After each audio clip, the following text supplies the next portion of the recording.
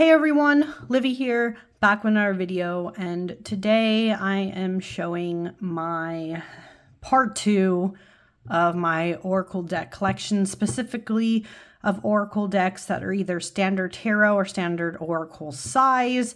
And I make that distinction because I did have a mini pocket and odd-shaped deck video where I showed the other oracles I have that are more of those sizings instead of standard tarot oracle. This is a part of my whole longer ongoing updated collection video for 2025. And I'm kind of just going to get right into it because I've got a lot of decks to show. So let's get into it with this first one in this bag that's kind of gotten a little janky. It's sat on the bottom of my thingy for a while, so it's gotten a little smudged. But in this bag, we have this deck. This giant chunker here is called the Creativity Oracle. This is another Amy Zerner and Monty Farber deck. I have the Zerner Farber tarot of theirs that I absolutely love, so I decided to try to give this one a shot. But I'll be honest, I haven't worked with this a whole ton because, well, first off, okay, it has this metallic edging. And the reason why I haven't worked with it a ton is because I think it's the format of this deck. So as you can see, each of the backs of these decks are different. They're more of Amy Zerner's beautiful artwork with some questionable figures in between, okay? Some of these are questionable. But if we were to look at the backs, it's on the back that you actually get, or the fronts, I guess is what you consider. It actually has the keyword and then the phrase. So it's very, I don't know, it's just not the way I normally would read oracles. But the reason why I got this one, of course, is that it's more tied to creative endeavors.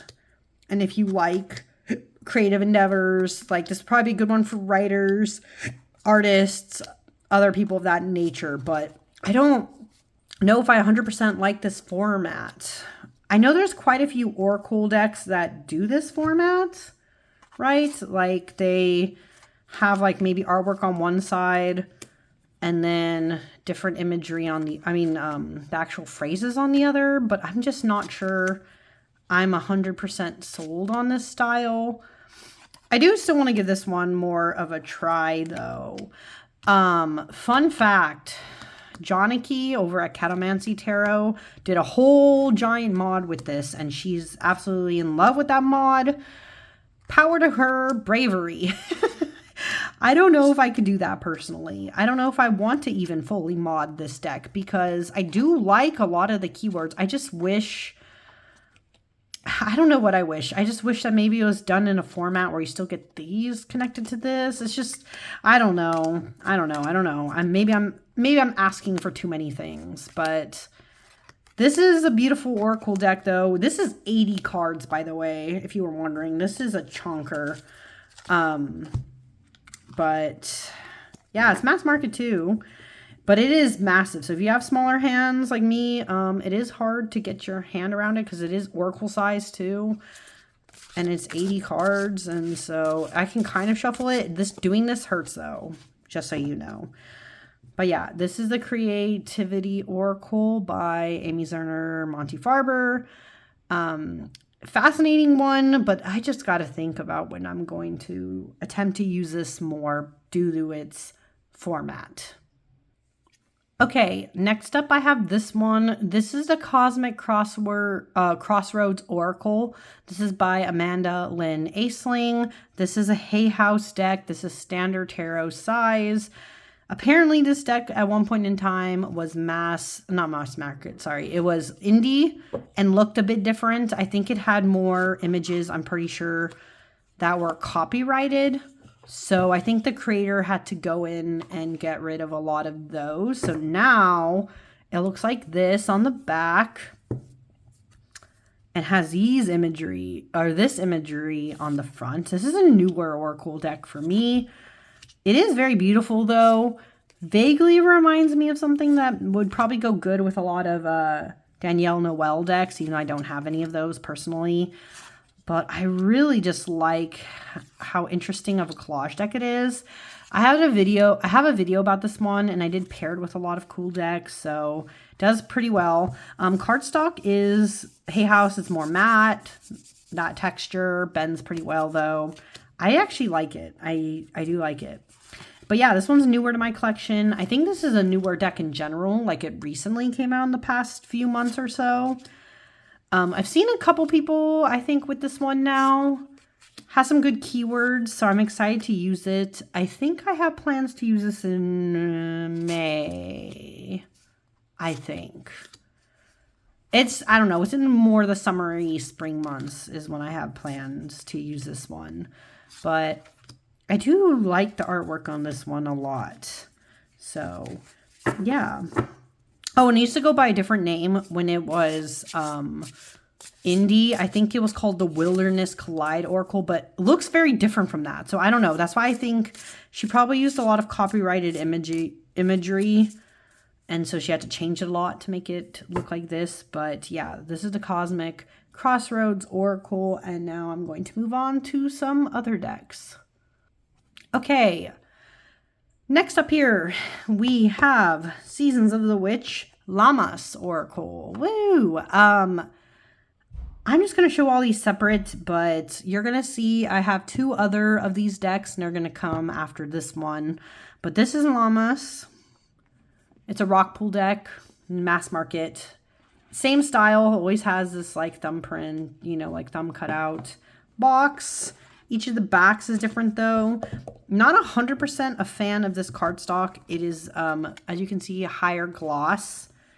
Slightly more tolerable because it's not as sticky to the touch, but it's just still not my favorite texture. Llamas, as you can see, has these backs and this metallic green, like peridot almost looking edging. And this one, as you can see, is themed on llamas. This one is really good. I've talked about this. I used this, I think, in August of last year. And I had some really good readings with this one. I really like this color scheme. I really like the theme. I really like the time of year that it represents. It was just a good time. The phrases were really great. I don't think all the Seasons of the Witch decks are made the same in the sense of like what phrases and themes it covers, but I just really like this one. I'm trying to decide in my order. Okay, because I have three of them. You're going to see all three of them in this video. I think this one is honestly in spot number 2 of the 3. But I like all of them, but I really like this one. It just gave me such nice readings, and I cannot recommend this one higher. If you're going to decide to get any of them, I would recommend this one. Well, I'd honestly recommend all the ones that I have, so I am going to show those. I don't have all of them. I don't intend to get all of them because I'm not called to all of them. And I think the first 3 or 2, the first 3 were by a different artist. And personally, I didn't like that art as much. But I like this artist, who, by the way, is Tihana Lokovic. Yeah, I like the ones of her art. But anyways, this is Seasons of the Witch and Llamas. Let me show you the other 2. Next up, we have Seasons of the Witch Mabon. This one is my favorite, for sure. This is number 1 of the 3. I love this one. Same box style, as you can see. This one has these really cool cryptic looking backs, or bright orangey rust colored edging. Same cardstock, same deal again. But I really like this one the most. I really like the phrasings of these. I really like the artwork of this. I really like the vibes. Fall is my favorite time of year.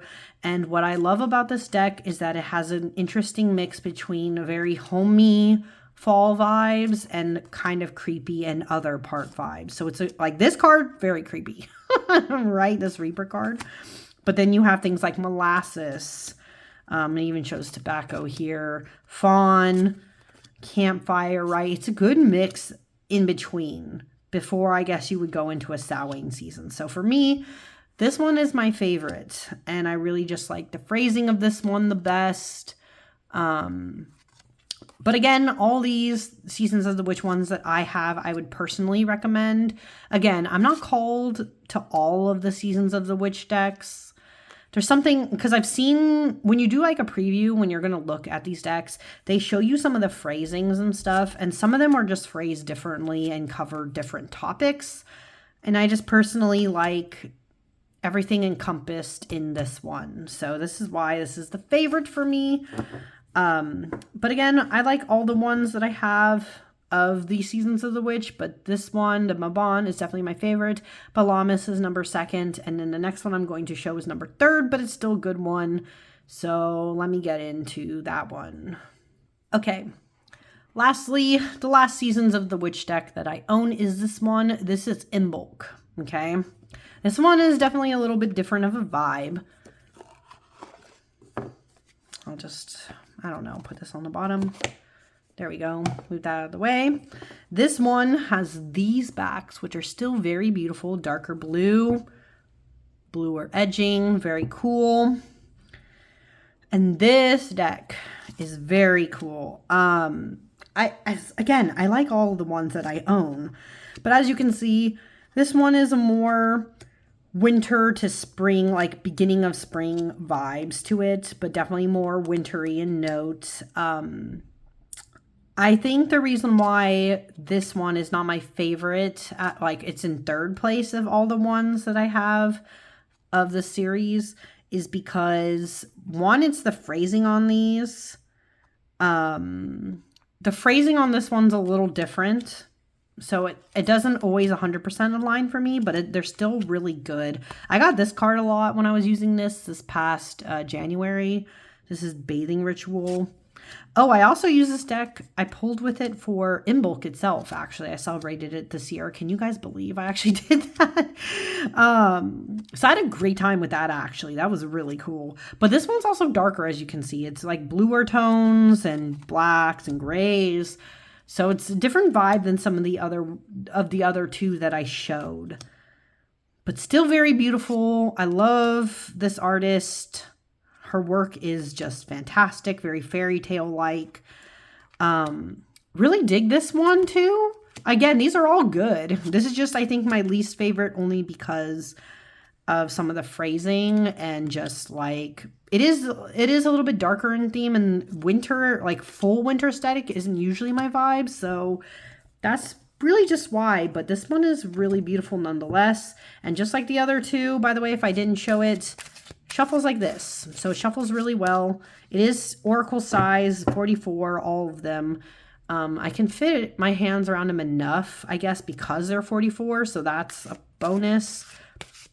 All these decks, by the way, these Seasons of the Witch decks are really good pairers. They pair really good with other Oracle decks or even with Tarot because of just the format and everything too, by the way. So this is my number 3 out of all these, but I still like this one a lot. So this is Seasons of the Witch Imbolc. Okay, next deck I have here is in this bag because the box was a little bit obnoxious, so I moved it to this. But this is the Dream Song Oracle. This is created by Angie Solins and artwork by Marta Orlowska. So this is a mass market also. It has these, this gilding, metallic. These are the backs, which are really nice. I like this cardstock. This is a US Games deck, by the way. This is good, smooth cardstock. It's not their high gloss, which a lot of their oracles do have, and so that one's not as fun, but this one's nice. This deck is incredibly beautiful. The artwork is so strange. It's very surreal, right, in imagery. There are some images here where it almost looks like it could be a different artist, but I think it's just the same. Maybe she's experimenting with styles and such like this one. But it is still really beautiful, really surreal. I like how, like, it's also kind of doom and gloomy. I used this in January and really enjoyed it. I actually paired this one a lot with the Imbolc deck I just showed, and they were really good together. So I had a good one. And the phrases, some of the phrases, like it has like key phrases. Some of them make sense. Some of them kind of make you go, what the fuck, a little bit. And then you have to look in the guidebook. But the guidebook does explain them out a bit more. So that's good. I originally got this deck though, because I wanted to pair it with my mini, what's it called? Oh, why am I blanking on the name? My mini Tarot of Mystical Moments. There we go. It was going to come to me. I got it mainly to pair with that because they both have this kind of surreal style. But this one's a little darker in tone. But I really like this one. So yeah, this is a Dream Song Oracle. Very surreal. Shuffles really nicely. Worked really well for me, gave me nice messages, so I really like this one and would recommend it to others. But I'm going to move on because if I'm looking at this pile correctly, I still have 5 more decks to go. So yeah, Dream Song Oracle. Okay, I don't think you guys knew I had this one, but I do. This is Runners of the Sun Oracle. This is a very popular collage oracle. I specifically, I believe, have the 2nd edition is what this is technically called. These are the backs. I don't know how this really differs, to be honest, from the 1st edition. Don't know. Has a guidebook in here, though. These are the backs. Hollow-like. Cardstock is a matte. Works. It's thicker side, though. You might have some difficulty if you're a riffle shuffler. These are the edges, hollow edges. And these are the fronts. So this is a deck that I think I first saw on Jonaki over at Catamancy Tarot's channel once again. And I've always found myself intrigued by it. And eventually when I saw that there was a 2nd edition, I decided to get it. It has different colored borders. As you can see, they're like very beigey, tan. And this one is different. This is a very different oracle. And I'll be honest, I got this deck and I have not used it once yet. Oh, man. I think it's just because I'm trying to figure out what it would pair well with. And I don't know.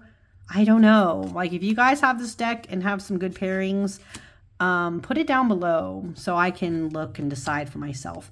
I think it's because the border color is so strange that I just have a hard time trying to decide what decks to pair it with. But the images are really cool, really interesting collage work.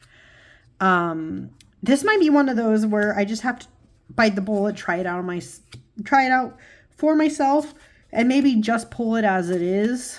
Maybe that's the best way to read with this. I honestly don't know, because I haven't really tried to work with this yet. Oh, this card is so cool though, this shadow card, because it almost gives you the idea of like signing a deal with the devil, guys. That's like so interesting. So yeah, again, it has really cool depictions, and I know a lot. Oh, even this make your move card, that's really cool. Maybe I do need to just pull this by itself and not worry so much about trying to find a pair for this. But it is very easy to shuffle, as you can see. But yeah, I bet you guys didn't know I had this one. I was kind of on the down low about it because, again, I haven't really used it. But really cool deck. Really cool, interesting oracle collage deck. Indie. I think the creator still has this one. So yeah, you can still get it. But yeah, this is Runners of the Sun, the 2.0 edition. Okay, next up, I have the Pure Magic Oracle by Andres. Ooh, Jesus, sorry. There's like someone who was revving up out there. I don't know why. Anyways, Pure Magic Oracle, Andres Ingracia, sorry. Mass market deck, another rock pool one. And these are the backs. Now, despite this being a rock pool deck, guys, fun fact, this deck is actually not glossy, and which is why I was kind of intrigued to pick it up. It's very thin cardstock, easy to bend, matte, very nice. And the reason why I was most intrigued to get this deck, despite this being a smaller oracle, I'm pretty sure this only has something like 36 or something at most. I don't know. It's a smaller one, so, but then again, it is mass market, so it's on the cheaper side. Oh, it doesn't say. Doesn't say on this side. Does it say on this side? Oh, it says it here. There you go. I picked this up for $24.95 USD. Anyways, the reason why I got this deck is because I wanted it to be a perfect pair with my lighted window tarot, and it is. But this also surprisingly goes with a lot of other decks. This one also has a thing where it has like a title, like a keyword title, and then it gives you some phrases. And so not always a favorite format, but again, I figured out the key with this one is to really just pull 1 or 2 at most, and then let the tarot and stuff around it shine more than trying to pull a lot of the oracles at once. Just because of the format, again, I'm not always a fan of like multiple keywords in one thing. It's just a little clunky for my tastes. But the imagery is very beautiful. I love the colorful backs. I love the style. I just think it pairs well with so many things. This Ocean's Muse card is fantastic. It's a fun one. It's a fun one. I did use this a little bit in November and I liked it, but I think I need to work with it a little bit more. But yeah, it is a perfect pair with the lighted window tarot, and I have paired those very well, but it also goes with quite a few other decks. So this is the pure magic oracle. Also because it's a smaller size and it's matte and stuff, it's very easy to shuffle. So yeah, pure magic oracle. I'm going to move on because we have 3 more decks to show. Okay. This next deck here is the Fairy Oracle. It says it is by Arthur Rackham and Jamie Elford. This is the Lo Scarabeo Oracle. I think this is the only Lo Scarabeo Oracle I have. I bought this deck used, okay? So I did not pay full price for this deck, but it's not very expensive. As you can see, you can get this for $19.95 USD, so not bad at all. But this doesn't have that many cards either. I think this one is also a small deck. This is like 30, pretty sure this is 36 also. It has a guidebook in here, standard kind of Lo Scarabeo thing where it has like a bunch of different languages and gives at least good amount of info on the oracles. These are the backs. It is a little bit glossier of a deck. It's okay-ish, but it like kind of annoys me a little bit. But it's a little bit better of a gloss than some other ones. And I have to say, okay, so I bought this deck used, and I discovered, even though I bought it used, I discovered that this deck didn't have any fucking keywords or titles on it at all. So now I understand why it's not as popular. It literally only just had the number. So I had to go in with Sharpie and put all the keywords, which by the way are actually in the guidebook. So this is how I knew what they were. They were in the guidebook, and I had to write them in cursive because they weren't freaking there. They were not there. I'm like, what the fuck? What kind of oracle is that? That doesn't have anything. Like even the Earthbound Oracle, which is more intuitive of a reader, at least gives you one keyword, okay? And then you can go from there with the imagery. But to have nothing except freaking numbers on it, that was ridiculous a little bit. So I can see why this one's probably not popular. I haven't seen this deck really, to be honest, anywhere else. But the reason why I got it is because I do think the artwork of Arthur Rackham is interesting, and I got it because I think this will pair well now with some of the more fairy decks I have. Specifically, I think this could pair well with the Victorian Fairy Tarot that I have and with the Mystic Fairy Tarot that I have. So it can go with quite a few, I guess.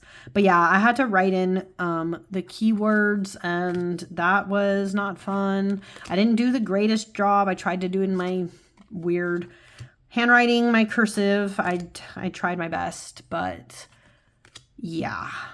And I'm also find this card a little interesting in depiction. I don't know. That feels a little problematic. But anyways, is what it is. Arthur Rackham. This is the Fairy Oracle. Not very big. Does shuffle well, but just be aware if you get this deck, you will have to put your own keywords on it. Otherwise, you have no idea what this deck is trying to get you to figure out. But yeah, this is a Fairy Oracle, Mass Market, Low Scarabeo, and we're going to move on to the last two decks I have of Oracle. Okay, this deck is the Vintage Wisdom Oracle by Victoria Mosley. This is a US Games mass market deck. I also got this one used though, but I guess typically, oh, its price is not on here. I think typically though, you can usually get this deck around 20 something USD, so it's not too expensive. This is, as it says, it's very vintage-like. These are the backs, which are kind of cool. This cardstock is interesting. I haven't seen a lot of US game decks with this cardstock. I don't know how to explain it. It is a matte, but it almost feels like it has a slight coating. It bends pretty well on the thinner side, but it is bigger, okay? It is a bigger Oracle. If you have small hands like me, you will not be able to reach the end, okay? It is long. It's longer, but it's also like Oracle size, so it's like wild. But nonetheless, again, seriously, I don't know who's doing that with their car. Like, get out of here. Anyway, sorry. I still like this. The imagery is interesting. It is kind of collaged work digitally, I think. Different colored borders. I got this deck because I thought it would go very well with a lot of my more vintage decks. It's very beautiful. I intend to use this in November of this coming year. I think this deck will pair with a lot of great decks. Specifically, I think this could be a really good pair with my Tildwick Tarot. So I'm very excited to try to put those two together sometime in November. I know a lot of people who like this one actually, but it's like a low-key like, because you don't see it a lot. But I think Jess of Jess Reads Cards, if that's her channel name still, I don't remember. I think she has this one and likes it a lot. So I've seen some people who have it and enjoy it. I'm excited to get into it. It is, again, if you have smaller hands, this one is a little bit of a trouble size-wise. But if I just like the feel of this cardstock a lot. And I think the keywords are really good. And I think they would give like really powerful readings. I like that it's more vintage in look. And despite it being long, see, so it's hard to go this way. I can't really go this way. You can go this way though, and it actually shuffles really well this way. So again, if you have smaller hands, don't worry. It does shuffle actually kind of nice this way. So that's good. But yeah, this is the Vintage Wisdom Oracle. I got this one used. And so it was a little bit cheaper than it normally is, but it doesn't run that expensive either. So definitely would recommend this as a really good US Games Oracle. Okay, the last deck I have to show today is an indie deck. And this, in this box, is the Heart's Eye Oracle by Olivia Rose. And funny enough, this is my name twin. I think I've talked about that before. Name twins. We are aware of each other. When I got this deck, I messaged her. I was like very curious. She goes by her too. Well, Olivia might be her first name, but Rose is like one of her middle names, whereas this is like actually my name. Here are the backs. Very beautiful. This is an indie. This one is indie. This creator, you guys might recognize her because she has a US Games deck. What's it called? The Mind's Eye Tarot, I believe is what that's called. I don't have that deck, and I don't have interest in getting that deck. She also has a mermaid deck. Again, not really interested. I think there's a new angel deck. I like her art, but I think this is my favorite version, and this is the one I have. This is indie. Cardstock's nice. It bends really well. It's like rose petally. It's like that kind of softness or soft touch matte, whatever they call that. But it doesn't stick too bad. So it's good and it's a good size. But this was her first Oracle deck. This was the first thing that she kind of had out in the world. And I think this is my favorite. It's more based on like fairy kind of look, but the colors are really, really cool. I think the keywords are also very spot on. They have these fun borders. This one is just beautiful. I don't remember if she still sells this one. It might be on her website, so definitely just check. I don't know. But this one is my favorite that I've seen. She has a really cool art style, but I know it's not for everyone because it's like it gets very, some of the other decks that she has, it has a lot of the figures that face the same way, and it's like similar style. They're all feminine presenting. They're not really masculine or any of that kind of work, but the colors of this one, like the strength card, is really cool. I remember, I haven't used this one in a while, but this is a great oracle. And I think it's because the keywords on this one are very good. And I think the way that this one was set up, you can still get some of the meaning, like the growth. Like you can see growth in here. You could see nourish in here. Even trust, like throwing them off and letting them go kind of thing. This one, I think, had the most image sense with the keyword sense, if that makes sense. And I think that's why I like this one the most. Again, I don't know if you can still get this one. Definitely check. But I think this is a good oracle. It works well for me. This is the only one I kind of want by this creator. I have struggled a little bit with trying to pair this with other things just because of the like funky borders and stuff. But this reads really well on its own if you were just wanted to know. So yeah, this is a Heart's Eye oracle. And this is, see, a good one. So if you're watching the songs, thank you so much for watching. Oh my God, guys, I'm done. I'm done with my tarot collection. I'm done now with the oracle collection. And I'm done showing all my minis. I might eventually show you guys my purgatory decks, but I'm burnt out. It might be not for a very long while, so we will see. But anyways, if you watched all these, thank you so much for watching. Hope you liked seeing my collection, and I'm gonna go now. So thank you so much for watching, and yeah, I'm peacing out. Bye.